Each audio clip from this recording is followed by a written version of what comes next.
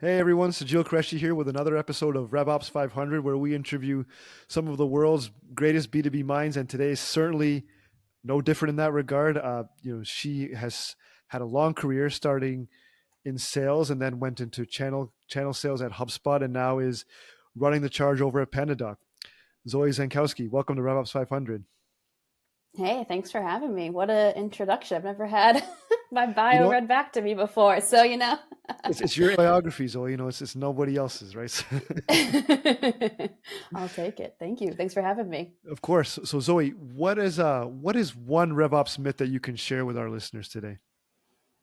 Yeah, that's a great question because I think there isn't really one true definition for RevOps. So I think it kind of just comes down to uh, people's perception, and it definitely depends on the business, I'd say. But I think one of the biggest myths is that it just impacts go to market and customer facing teams. So I think traditionally people think of RevOps as, marketing, sales, customer success, of course. But I think it really impacts the entire organization and really like the culture of the organization. I think the real premise of revenue operations is breaking down silos and being more collaborative and seeing the impact of each team on the greater organization. So I'd say that's the biggest myth, is that it's just those go-to-market teams and strictly them.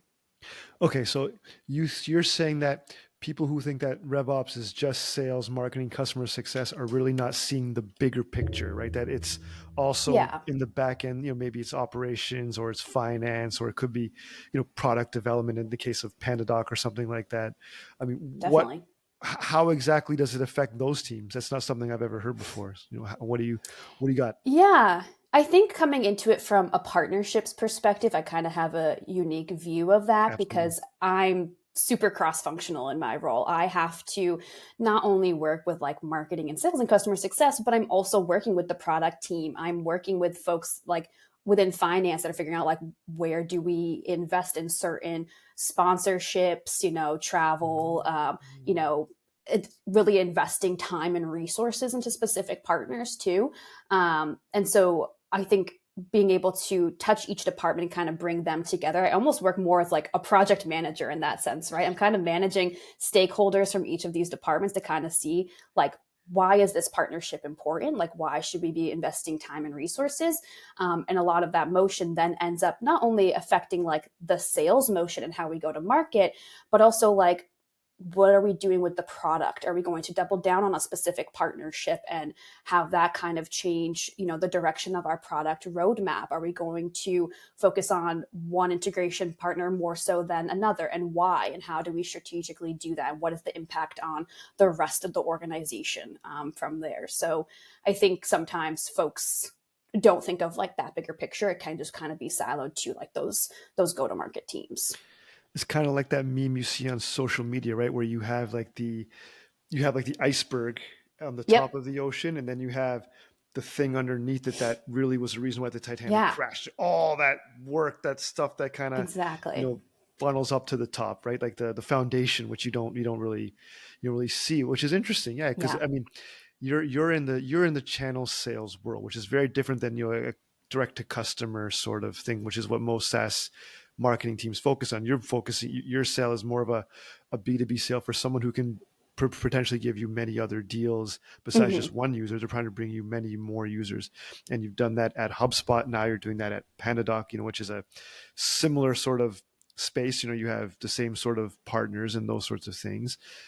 How how is RevOps in a business or using your word motion like that? How is it just different than if you're saying, okay, well, you need to service these 20 agencies for, to sell them HubSpot, that's one thing, or sell them Panadoc, that's one thing. But now you're talking about bringing them on as a partner, so you can actually invest time in them, teach them about your product, your offering, what the value is to their end user customers. How is that just inherently different than having a one-to-one relationship with a client, I guess? Yeah, that's a great question. I'd say like my role as a channel account manager at HubSpot was pretty different from my current role as a strategic alliances manager now, because I'm doing a little bit of like kind of helping out with that channel sales motion, but also investing in our motion with specific ISV partners, mostly on the CRM side of things, HubSpot, Salesforce, Pipedrive, those types of Mhm. players. So I'd say it's different in the sense that like, I'm not just in a sales role anymore. Like I don't have a monthly quota, which is kind of nice, but I don't have that kind of pressure anymore. And I'm not just selling with these folks. I'm actually aligning them with our sales team directly. Like when they give us leads and stuff, I pass that off directly to the sales team. I'm not managing that motion on a day to day as much as I was previously. But to your point, that makes it a much different relationship instead of just selling directly to that customer or that consumer. Because I think at the end of the day, to be really successful in channel sales and have a successful partnership program, you have to have a good understanding not only of your ICP, but of your partner's ICP, and do those two align. If we are selling to two different types of customers, probably not going to be a very great partnership. Maybe you can be a referral partner and kind of tap us in when the right customer doesn't align for you, that sort of thing. But for those really successful partners, the ones that we want to be, really co-selling and co-servicing with, we have to have a good understanding of like, what are those bread and butter services that they offer? Who are those clients that they're providing those services for? And how do they serve those clients? Is this more of like an outsourced type of motion, or are they coming in like in-house as like a fractional role for these clients? So I think having that understanding helps us to better prescribe like how we can pair off our customers with the right partners as well, which is really important for our sales team and our customer success team. Because at the end of the day, it's not just the selling motion, it's also how are we going to service those folks after the fact. And so helping our customer success team to realize, where this partner can help them to get the most out of this customer is really important. And so it's becomes kind of like that full flywheel kind of motion of like, it's not just, how we're marketing and getting these customers in the door, but how are we then getting them through that entire buying process, through onboarding, but then the longevity of retaining them as a customer. And that's really where our partners can help us the most, because they have a holistic view of these customers. It's not just the one solution we're selling them. They're working with all of those clients' different teams.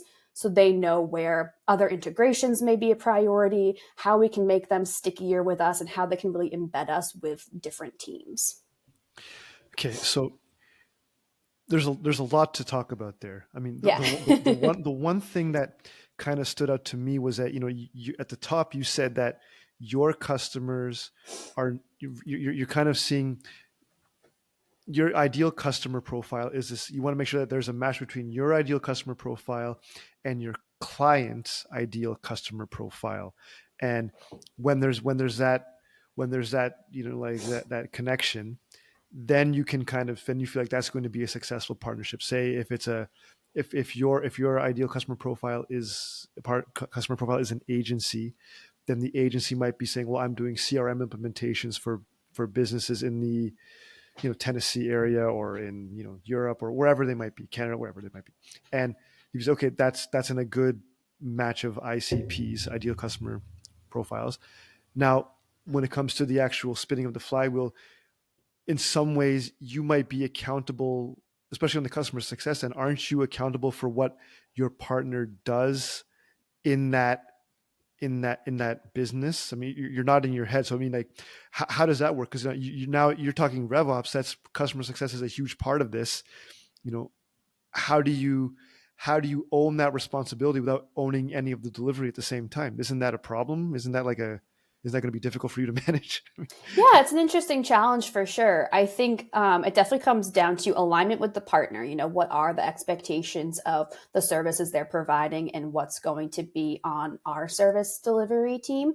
And I'd say, there's different ways that can look. Maybe you have just a referral partner that's like, I'm not doing services. I'm just going to refer this business to you. You guys run with it. Then you have the ones where it's like, we'd like to be in lockstep. Like, we're going to be owning this portion of the onboarding and servicing, but we'd still like, your team to oversee maybe the operational aspect of it in terms of like getting users set up, getting them their permissions and whatnot. And we'll take care of like the tangible deliverables in terms of design, templates, things like that. Or, it could be something that's like the partner's like, we're just going to own the entire thing. Like, you guys are there in terms of like account management, renewal management, contracting questions, but like we're owning this tool for the client, and like the client might not even really be using it themselves. It's like we're going to use it on their behalf, sort of thing.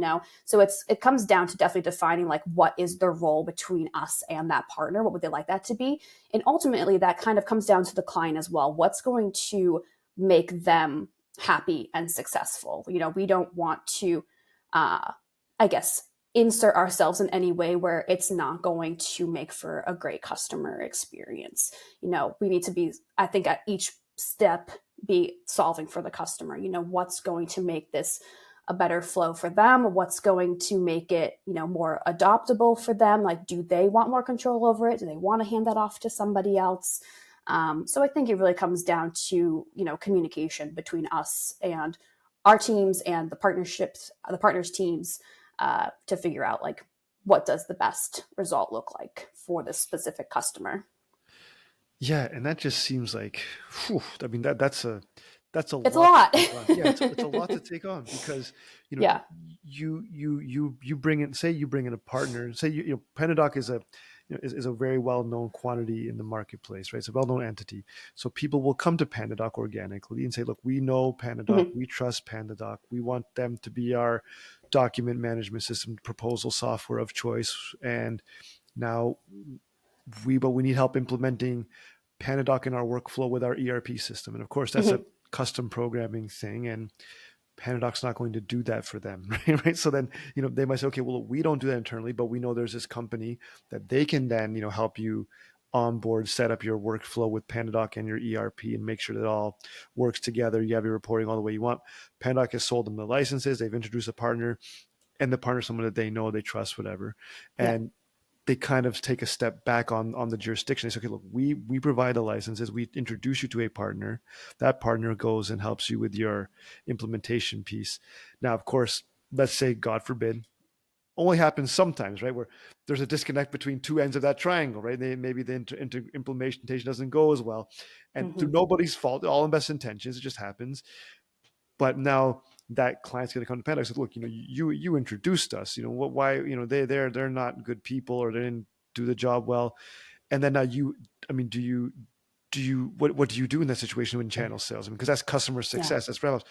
How does Zoe, the expert in this whole scenario, how does she go about handling a situation like that? What do you do? I mean, I've always wondered, what do you do Yeah. when that happens? Yeah, I mean, like they said, there's like three sides to every story, right? There's my side, your side, and the truth, right? So Oh, it's geez. really about figuring out where was the breakdown, right? Like what actually went wrong? Was there a misalignment in the sales process in terms of like what services were agreed upon to be provided that maybe weren't executed? Was it, the customer had a different expectation kind of going into it that wasn't properly like relayed, something like that? Okay. Or, was it really bad delivery? Did they not, hold up their end and didn't do, quality work for them? And in that case, it's like, you know, it sucks, quite frankly, and we do have to take that ownership and be like, hey, this typically is, a great partner of ours. We have seen them, do great work, but we understand it didn't work out this time. Like, we love to like realign with you on like, how can we get you additional help? Or do you even want additional help? Do you want to try and take this on in-house? Do you want help maybe trying to hire someone for that type of role, or do you want to see if like it's something our customer success team can help you out with? So it's really about taking that ownership, taking that accountability at the end of the day, being like, yeah, we made that introduction, this is someone we typically trust, sorry it didn't work out, like let's figure out what didn't work out so we can avoid that for next time and find the right solution moving forward. And so at the end of the day, like, no one's perfect, mistakes happen, we're all only human. I think what customers really care about is like, how do you take that accountability and how do you rectify it moving forward? What's the next step? How are you going to fix this? And sometimes things are just out of your control. But I think leading with empathy and understanding is the most important thing in all of those situations.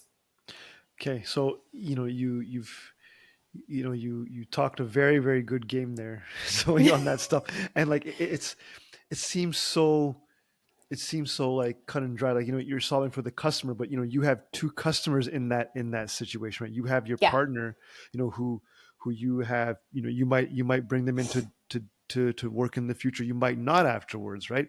And then of course you have your Mhm. customer who's actually paying you your invoice every year for your subscription, your licenses to PandaDoc.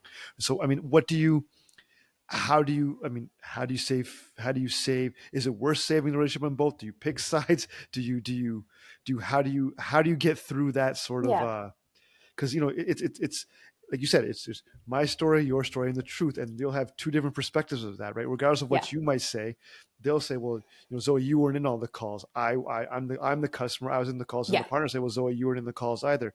I was in the calls with your user from from HE double hockey sticks, it's a G-rated podcast here. So like, I mean, like, what do you, what do Yeah. you do in a situation like that? Because, you'll want deals with that other partner in the future, Mhm. probably. And that client, you want that client to renew. So I mean, how do you navigate that nasty customer success problem? Yeah. What do you do? I mean, I think everyone hates this answer, but it depends, right? It depends on like what is it? Like what was the scale of the, we're not gonna swear with G rated of the F up, like what Truck happened up. here that was like, was it catastrophic? Or, it's also, if this is maybe a partner that's had like 3 strikes against them, it's like, hey, we've tried so many Oh, times okay. to make this work, and like now you're ruining this relationship with this client. It's like, we don't know if we can continue on with this, having that honest conversation. Or, maybe it was the first time you've ever had an encounter with this partner and we didn't really know what to expect. It's like, all right, how do we stay on top of this moving forward? How do we avoid this in the future? But I think, yeah, you want to be very delicate with both conversations. I also think it's a matter of figuring out like who on our team has the relationship with the partner and with the client. Like, who is the right person to have these conversations? Me being the strategic alliances manager, I should own that partnership conversation. I probably shouldn't own the conversation with the customer, because I might not have been Mm, as involved in that sales process. I might not have as been involved in, the post onboarding. So just hearing from little old me on partnerships team might not mean anything to that partner. So okay. who on our side has that customer relationship that can kind of, speak to them and kind of figure out what went wrong, how do we keep them happy, and what to do from there. So yeah, like I said, it depends. Depends. But I would want to approach it with the thought that everyone has good intentions, right? No one went into this trying to make a bad relationship or trying to, screw anyone over. So it's like, where do we find the breakdown and how to kind of handle it from there? But I think, yeah, it comes down to who has the better relationship that can have that conversation and knows what that team needs to hear from us. But also figuring out like, what is the scale to this mistake, to figure out like, is this someone we even really want to be partnering with? And is this someone, that we can actively like rely on in the future? Or is this kind of like where we cut our losses and say, hey, we tried, like, we can't Totally. recommend you anymore, you know, Yeah, that's which such a happens, it's okay. Yeah, and like that's such an interesting and unique perspective, which is why I was really excited, for us to kind of, dig into this, because it's one thing to have like say you're Pandadoc and you go right to an end user and you have a RevOps strategy to make sure that that user stays happy, they renew, they use the system, they get a lot out of it. That's fine, right? But in your very unique world, Zoe Zankowski, I mean, you deal with that customer who you want to renew and you want them to subscribe, and you have that RevOps piece, but then you have the other one, right? Which is Yep. the relationship with the person who you introduced, and because you're the one completing the triangle, right? You're the Yeah. you're the common denominator in this math question of fractions, Mm-hmm. right? So you that is such a unique thing. And now in your role, I know you and I go way back, so I know that you're kind of building up the RevOps strategy, the partnership alliances team at Pandoc, you and your team over there. Mm-hmm. What's it like to build Yeah. a RevOps operation, like a RevOps strategy or RevOps plan, when you have to deal with the fact that you're actually kind of working in two things, even though you say, well, that sales team, they you hand it off to them to close the deal, but you're still owning Yeah. the piece of it. You're still going to get the the good and the bad, if on anything in that relationship. So what is that like to build it? How do you train people to understand that your world is very different than anywhere else that they've ever been? It's very unique, and it's honestly, it's super fun. It's when I heard about this role. Actually, our CRO, Keith Rapkin, reached out to me directly on LinkedIn and was like, Oh, wow. hey, we're building this team. Really like your background. Would you be interested in talking? Yeah. So first of all, I was like, well, that piques my interest that you are so involved in this from the executive level. And I think that's what really attracted me to this team, is that there is such buy-in across the org in partnerships, which is huge, because in order for partnerships, whether it's channel, whether it's affiliates, whatever kind of partnership motion you're building, it's really important to have the buy-in from these other teams, because it's going to impact them as well. And we also need their help, right? Like, I need to be aligned with the sales team on, what their process is, who they like to bring into that process, how they want to hand off or control certain situations. And, on the marketing side of things, going to market with a partner is a huge undertaking, and we need a lot of help from marketing and marketing ops. Whether that's a channel partner or an ISV, it's a big ask for us to strip away those resources from our regular marketing motion into now this partner motion. So to know that from the C-suite down, people were bought in on this idea of, partnerships can help get us to our goals, that was huge. And I think being in a startup, we've been around for like 12 years, but we're still very much a startup. Yeah, absolutely.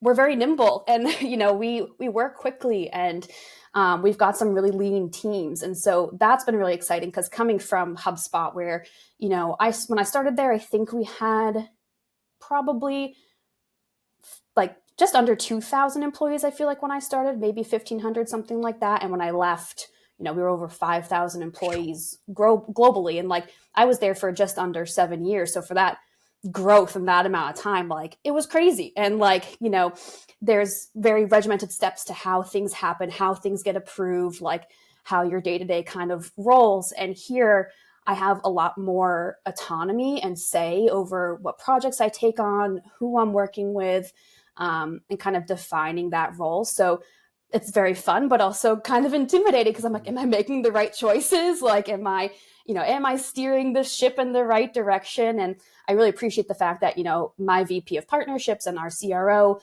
like, trust me to make the right decisions and let me just kind of go and try and kind of fail forward, basically, which is great. But I'd say, like, yeah, to the meat of this question, like, how do you do it? How do you kind of take that on? What's it like?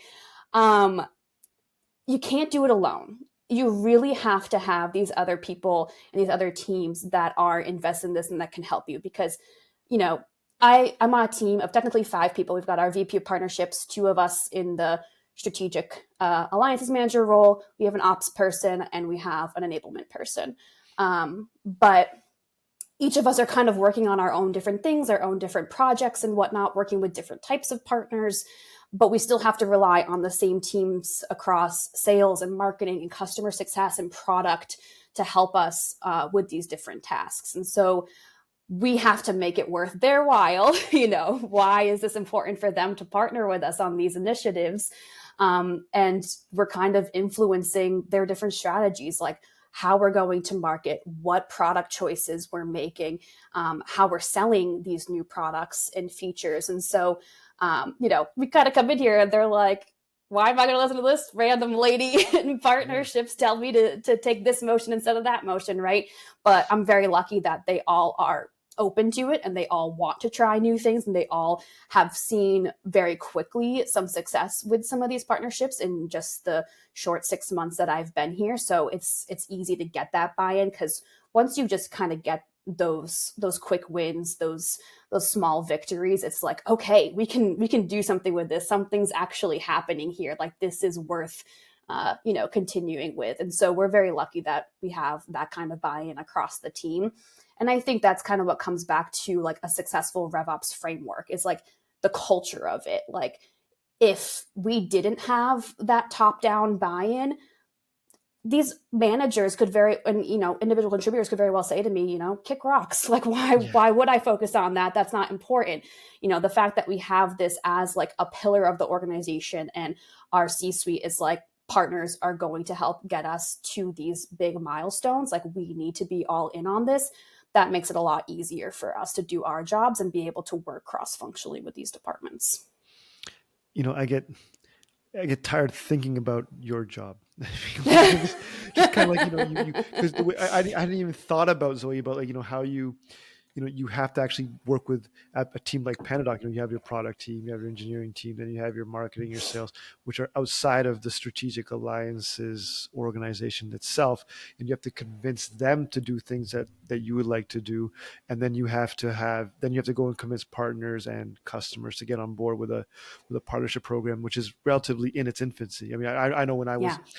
we became Panadoc partners years ago at Computan, and like it was just a Mm-hmm. referral thing. We just referred a couple of people, and that was Yep. it. There was no, oh, let's qualify you as a partner or not, but nothing like that. No pay to play, nothing. It was a very different thing than probably it is now. And now I get, and then but you're saying you have the buy-in, and that's a very big piece of it, because I can't imagine a partner program taking off when you have that many moving parts and that much. I mean, that much to get buy-in from. I mean, like, I can't Yeah. imagine it being, you know, easy. Like it sounded very, very, exhausting. Yeah.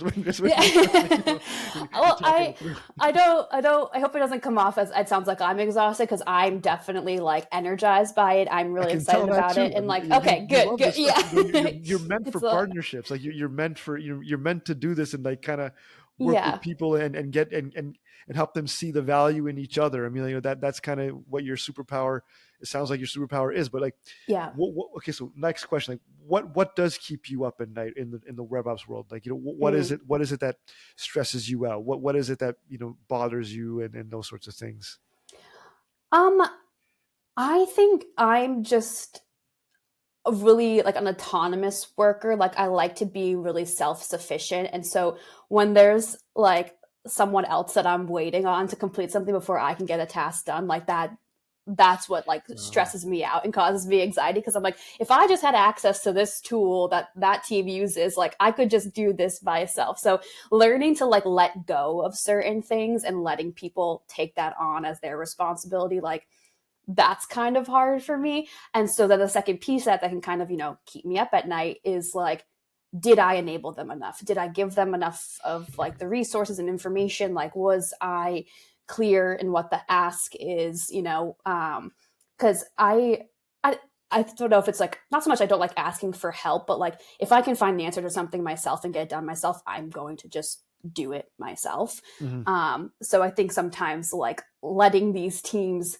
do what they need to do, run their processes, sometimes can like be like I just get like a little like antsy. I'm like, let's go, let's keep this rolling, because Mhm. remembering that these teams have other things to work on too, Yeah. and this isn't always top priority. Like that's one thing, and then making sure like, did I give them enough information? Like, do they understand the ask here? Do they even have the right resources to complete my ask? Like, do I need to go to somebody else for this? And so that's also, I think, part of balancing just being like a newer employee to like figuring out where everything lives, who to go to for what systems to use for what. That's always just navigating a new job, I feel like, too. But I think the second part of that too is like when it comes to working with new partners and onboarding new partners, I'm like, am I setting them up for success? Am Mhm. I giving them enough resources? Do they have, the right enablement, the right materials, feel fully trained? This is actually something we had a conversation about just yesterday, me and my teammate, and someone from our branding team is like rolling out partner certifications. That's something we haven't historically had. Like you said, you've been a Pandoc partner, like you joined it kind of in its infancy. Like there hasn't been like a true partner motion at Panadoc historically until my VP of partnerships was brought in last year. There's always been someone in the role. There's always been someone there. But to your point, it was more of a reactive referral motion. Kind of like, get us listed in some app marketplaces. We'll Yeah. get some leads from there. Some partners will funnel us some referrals and everything will be great. So like this is the first time people are actually like investing in like actively co-selling and co-servicing with these partners. So I'd say like part of that keeps me up is like, do we have the right resources for them? Do they feel fully enabled? Like, are they able to, market themselves as a Pandadoc partner and feel good about, promoting that and their own go-to-market motion? So that's just the kind of things that I think about is like, am I setting up my internal team for success and aligning with them appropriately? And am I setting up my partners for success? And I feel like there's always things to be improved upon. It's never going to be perfect, and every partner wants something different. So it's navigating that. But I'd say that's the biggest thing is like, I definitely want to make sure that like I'm helping people to do their best work, both internally and externally. Yeah, and then that goes to the customer success arm of RevOps, right? I mean, Yeah. Yeah, and exactly. your customers are, I mean, your stakeholders are customers, and your customers are customers, right? Yep. So it's kind of like, Yeah. you have, yeah, you have a lot of dependent variables, and for somebody who's used to, being in a career in sales where you're independent, you're kind of like you're running your own little business with a quota, and you have your leads, you have your BDR, and you kind of work together to get something done together at the end of the month. It's a very different animal when you are now placed with many more dependent variables, and you're trying to Hmm. you know push and pull those gears whenever you can, and it's a different ship to navigate. So I Yeah. could appreciate that'd be something difficult and fun, about the role. I mean, definitely it's very, very unique. It's and like, where do you think, like, I mean, so now, where do you think the future of partnerships and RevOps is heading? Do you think it's going to get a bit easier, organized? I mean, not just Panda, but any in the industry overall, because it's a very Yeah. different part of the industry than just one to one. Now you're talking about this triangle that we were talking about all episode. I mean, where do you see the future of this going? I mean, what's your take? I'm like very hopeful that it is becoming like a core pillar of most like B2B, especially B2B SaaS businesses, because I think, you know, we had like the inbound methodology kind of Yeah. roll out when with like Dharmesh and Brian kind of being like, you got to be creating content, you got to get your audience to find you online. And, that's kind of dying down now. Everyone's doing inbound, right? Like, you should just be doing that as a brand. So Hmm. now it's like, how do you help your buyers not only find you, but also buy from you? Like, once, even in my role now, like if I know of people that are like evaluating different software, like I'll reach out to them and be like, have you heard of this? Like, is this one any good? Like, have you used it in your role? Have you seen this before? And people are reaching out to me asking the same questions. Like, we buy from our who we know, and we buy from recommendations from our friends, and other folks that have seen success with those tools. So I think partnerships is a key motion to any B2B company, because at the end of the day, like, we're only helping each other here, right? Like, if Hmm. I can say something great about Computan's services and like the work you guys do, and you guys can say something great about, how Pandadoc has helped you and your clients, it's a win-win for everybody. And it's a very low lift too, because it's easy for us to use both of our teams to get that out and to repurpose that content. And then you've got folks, reaching out to you directly, and you can probably make that referral, get your referral bonus, as a partner and whatnot. So it just kind of keeps everything moving. And I think, a lot of people are bought into that motion and seeing that, like, partnerships are only going to help you. It's a big lift to have the operations piece behind it for sure, and to do it right. But I think even just starting in terms of like thought leadership, just getting your friends to write a quick LinkedIn post about something great they experienced with your software, whatever that is, it goes a long way. And just the conversations I get to have with other partnerships leaders in the B2B SaaS space, whether that's at like HubSpot Pug events or, Partner Stacks, Stacked Connect conference, like, it's great to just hear from other folks in the space that we're all kind of doing the same thing, and we're all Yeah. seeing, pretty similar results, and that, like, this is really becoming a huge engine behind, revenue teams. So I'm very optimistic about the direction of partnerships, for all businesses, but especially in the B2B SaaS space. I think, getting down the operational framework takes the right people for sure. But so long as people are open to it and trying to get involved with those partners, I think that's just the right step in the right direction. And it sounds like what you're saying from like your, what would you talk about, people recommending and talking to their friends and about software and those sorts of things. It's almost like, this whole revolution of, kind of like partner-led growth, right? I mean, where, Yeah. you have like, you like, say, for like, we're Computa and Pandoc are perfect examples. We're not users of Pandadoc, and we don't really do a lot of business together at all, really. But I know about Pandadoc. I mean, you and I know each other, so I mean, like, here we are, and Yeah. like, I mean, but we have a very, we have there's like a positive connection between the two organizations at that level, right? So if someone did tell me, oh, I'm thinking about Pandadoc, so, oh yeah, I know Pandadoc, I could kind of, introduce them to you, or I know the software, its documents, its contracts, proposals, it integrates natively with HubSpot. I can speak to it without having to actually be a user of it. So yes, I can endorse it in some ways. And I Yeah. guess that's the difference between a partnership, what partnership looks like in SaaS now and in the future, versus probably what it looked like 5 years ago, where it was a partnership was really more like, okay, you sell my stuff, I get the commission, and you get the client. And Yeah. now it's a much more of this vague, cloudy thing where, like, well, we're not users, you're not buyers, but we're here growing together somehow. I don't know. It's a Yeah. very different. And it seems like that seems to be happening more and more in the future, though, isn't it? I mean, it's like endorsing and recommending, but not necessarily transacting. Is that kind of right? Yeah. Or, I mean, I'd say so. I'd say, yeah, there's an element to that for sure. I think of like those old school, like IBM resellers, right? Like they would literally have their own businesses and they could just sell to you, right? Like they weren't going through IBM. And sure, that's technically a channel program, but like that's just not how it works today, right? It's mhm. like you are, working like with these SaaS companies directly, but like there'll be maybe like an account rep over there on that product side of it, and then you on like the services side of it. But I think people are more adopting that motion of like we can co-sell together. I think the big nerves used to be around like I have to own my sales process. Like Yeah, this is my product, this is my service, whatever it is, like I have to own it. Like giving up that ownership is hard for salespeople, which is fair.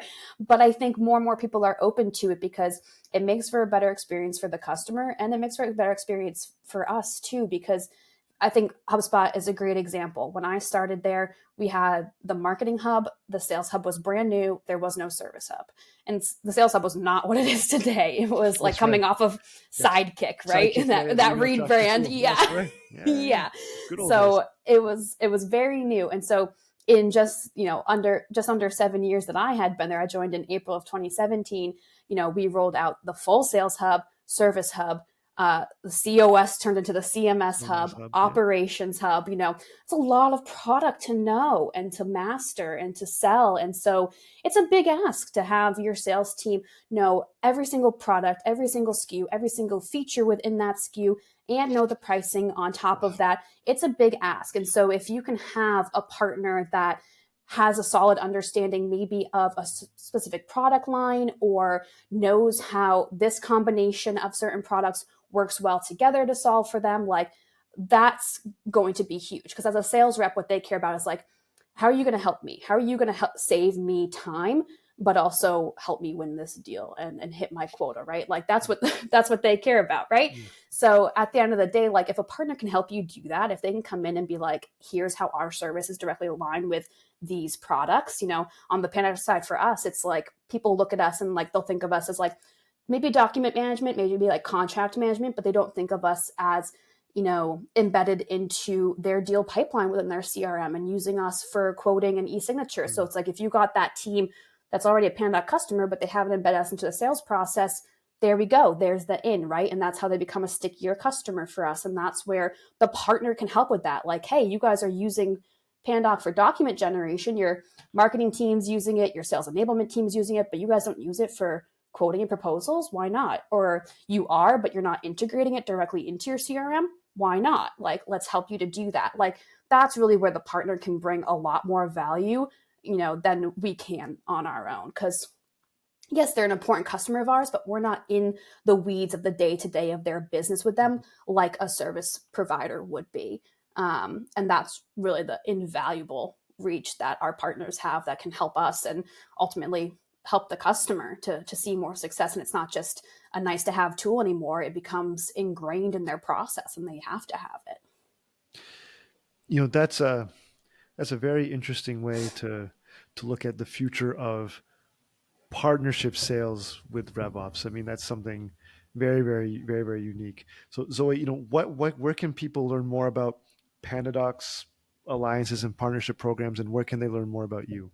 Yeah, absolutely. I mean, on our website, panda.com/partners, you can learn anything about our partner programs from there. You can reach out to me directly on LinkedIn. I can share my information on here. But, Yeah, and of course, anyone can feel free to reach out and email me if they're interested in learning more, zoe.zankowski@pandadoc.com. But happy to chat with anyone that wants to chat partnerships, RevOps, marketing, sales, channel sales, or, just chat shop in general, exactly. happy to reach out. Yeah.